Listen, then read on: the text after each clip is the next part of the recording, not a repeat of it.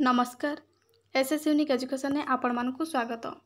आज आम ये भिडियो रे दशम श्रेणी ओडिया व्याकरण बहीर प्रथम अध्याय जहाँकि वाक्य विचार यही विषय रे आमे आलोचना करिवा। ठीक अच्छे तेबे चलतु डेर नक आज भिडियोटी को आरंभ करवा। भिडियोटी भल लगे भिडियोटी को निश्चित भाव में लाइक और शेयर करदे। चैनल नुआ थे चैनल को सब्सक्राइब करके ऑल नोटिफिकेशन को ऑन करदे। भिडियोटी बहुत इंपोर्टेंट रही तेणु भिडियोटी को स्किप न करी कंप्लीट देखापी अनुरोध। ठीक अच्छे कथारे अच्छी कही जानिले कथा सुंदर बांधी जानिले मथा सुंदर। बांधिबा जणाथिले मथा जेमिति सुंदर दिसे कहिबा जणाथिले कथा मध्य सेमिति सुंदर लगे। साधारण कथाटी को कही जानिले खूब सुंदर जना जाए।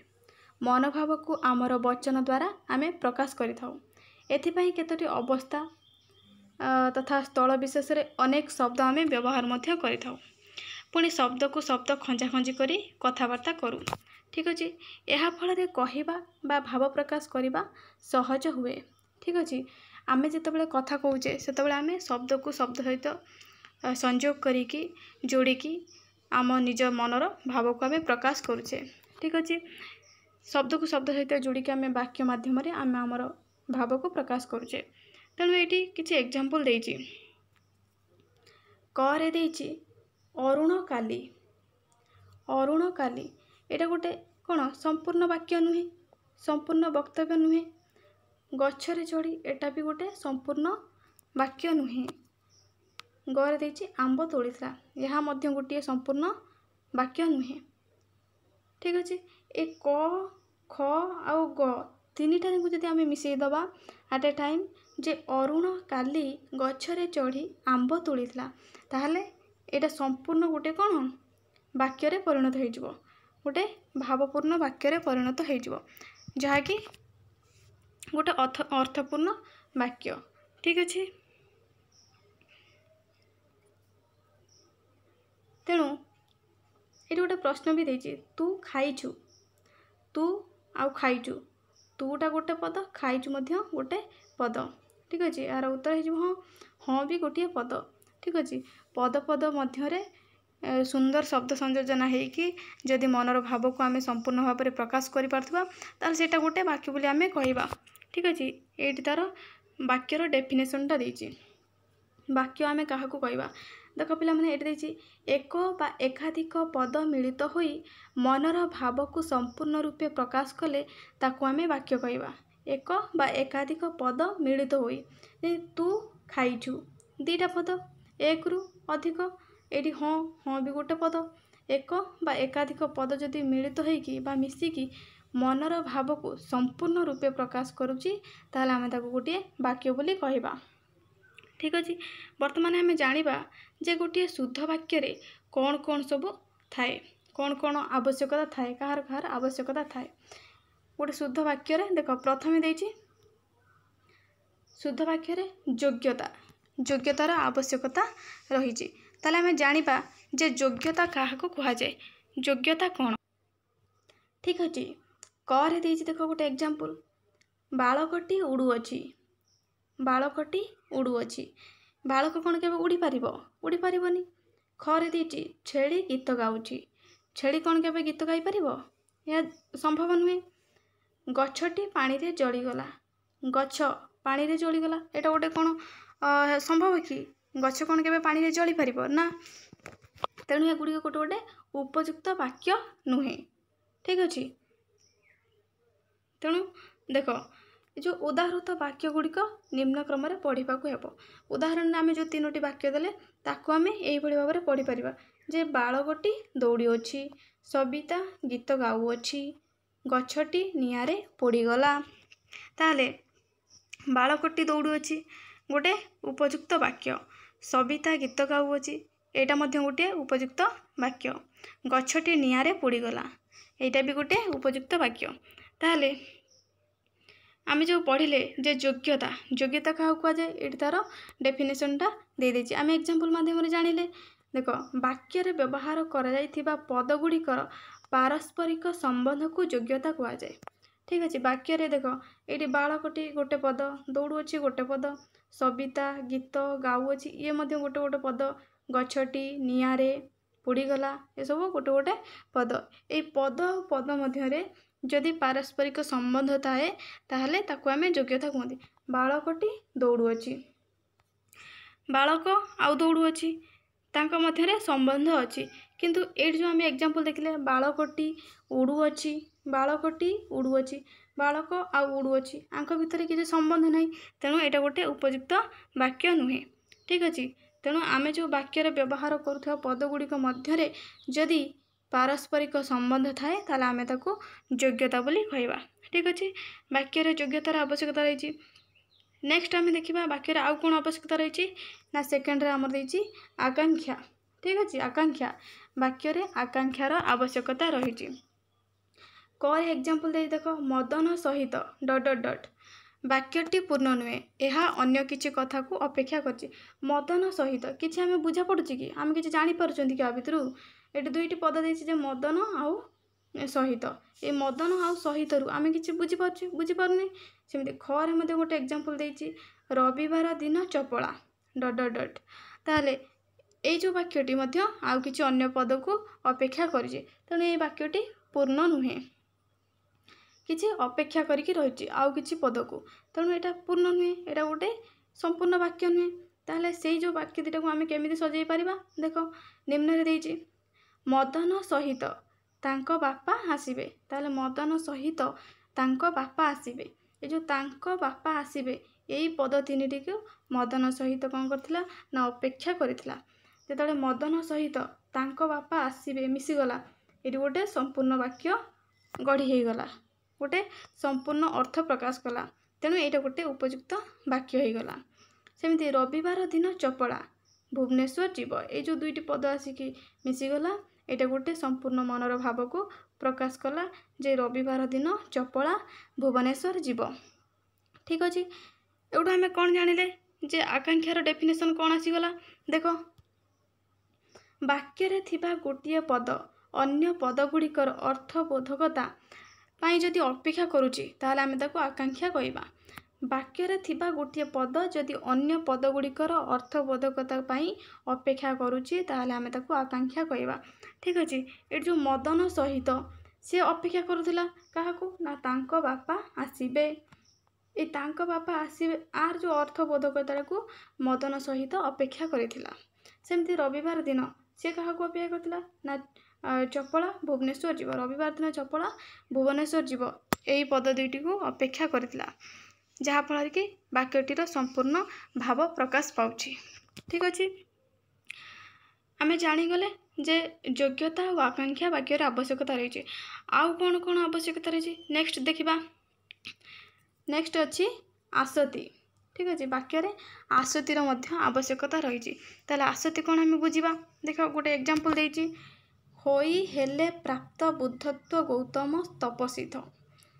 खरे देछि उभय एमिसी छवि और वंदना आंकिछंती चंदना।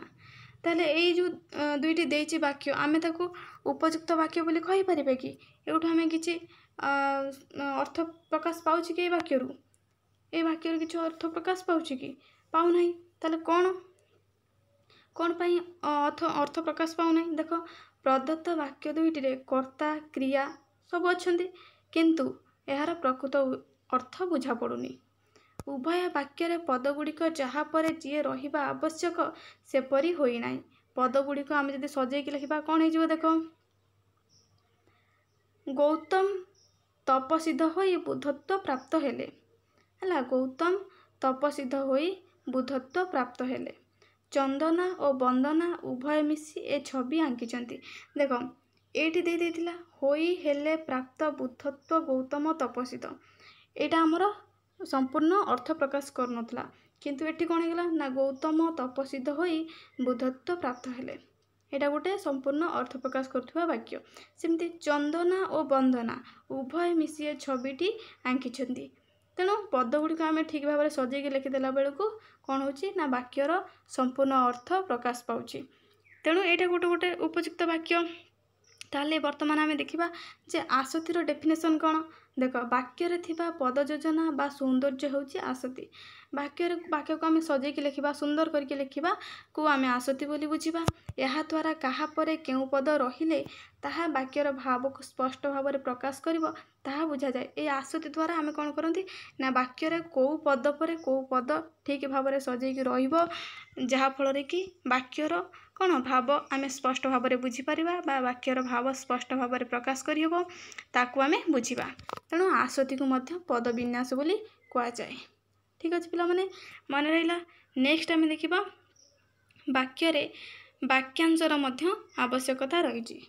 ठीक अच्छे वाक्य वाक्यांशर मध्य आवश्यकता रही। कौन वाक्यांश देखा एग्जाम्पल गोटे देख हरिहर कथा शुणी माँ डट डट डट घंटा बाजिला अथच पिला माने डट डट डट। ये संपूर्ण भाव प्रकाश पाउची कि पाऊना ताले कौन कौन बाकी जाइए देखा। देख एगुड़िक संपूर्ण करने आहरी केतक कौन पदर आवश्यकता रही। जमी करे देख हरिहर कथा शुणी माँ आश्चर्य हेले। हरिहर कथा शुणी माँ ये किसी भाव प्रकाश पाऊन आश्चर्य हेले ये दुईटी पद आम आड करदेवा फल गोटे संपूर्ण अर्थ प्रकाश करुवा वाक्य परिणत होगला। जहाँफल आम कौन ये वाक्यटी आम बुझिले जे हरिहर कथा शुणी माँ कौन है ना आश्चर्य होगले। से भाई घंटा बाजिला अथच पिला माने श्रेणी को आसिले नहीं।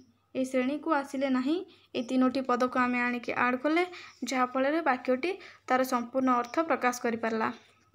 तेणु देख मूल वाक्य दुईटी सहित मोटा अक्षर लिखाई जो आमर आश्चर्य हेले श्रेणी को आसिले नहीं। ठीक अच्छे यही पद गुड़िक जोड़बार कौन है ना वाक्य द्वय संपूर्ण हेले। प्रथम दिया अंश पूर्ण वाक्यर एक अंश ये जो हरिहर कथा शुणी माँ है यहाँ कौन ए टोटाल वाक्यटार किछि अंश। सेमती घंटा बाजिला अथच पिला माने ये कौन है ना ए टोटाल वाक्यटार किछि अंश। तेणु वाक्य बुझा पड़ुवा निर्दिष्ट अंश को बा निर्दिष्ट केतोटी पद संगति को आम कौन कहवा ना वाक्यांश बोली कहवा। बुझेगा वाक्यर बुझा पड़ुवा निर्दिष्ट अंश आश्चर्य हेले श्रेणी को आसिले नहीं। ठीक अच्छे निर्दिष्ट केतोटी पद संगति को आम वाक्यांश बोली कहू।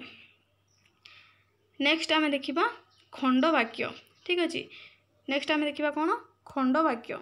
देख वाक्य आहरी गोटे कौन आवश्यकता रही ना खंड वाक्यर आवश्यकता रही। देख एग्जाम्पल देछि जो माने वृथारे समय काटती डट डट डट है आम एठू संपूर्ण भाव पाई पारना प्रकाश करि पारना। किए प्रथम हेब डट डट डट एठी मध्य संपूर्ण भाव प्रकाश पाउना।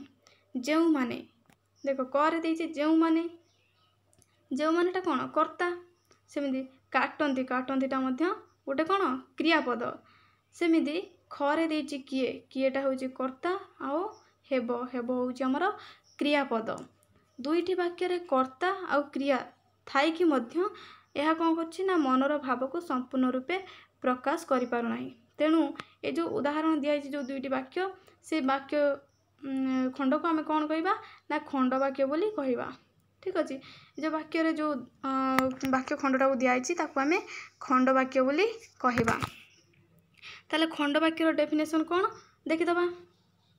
समस्त वाक्यर समापिका क्रियायुक्त अंशटी को खंड वाक्य कहुए। समापिका क्रियायुक्त है जो क्रियाटा समाप्ति भाव को प्रकाश करुवा ताको आमे समापिका क्रिया कहती।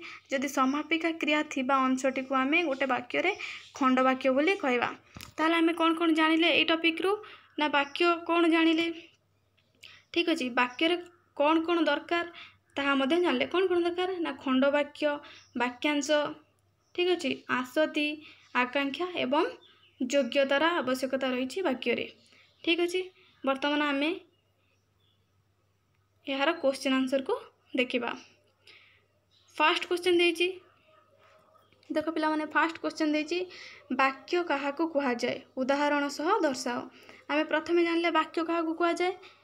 ठीक अच्छे ताको गोटे एग्जांपल मध्य देइदब। सार्थक वाक्यर की लक्षण थाए आमे देखिले जे गोटे सार्थक वाक्यर कौन कौन लक्षण थाए ना 5टा लक्षण थाए योग्यता आसति आकांक्षा वाक्यांश एवं खंड वाक्य। ताको मते तुम मान लिखिबो।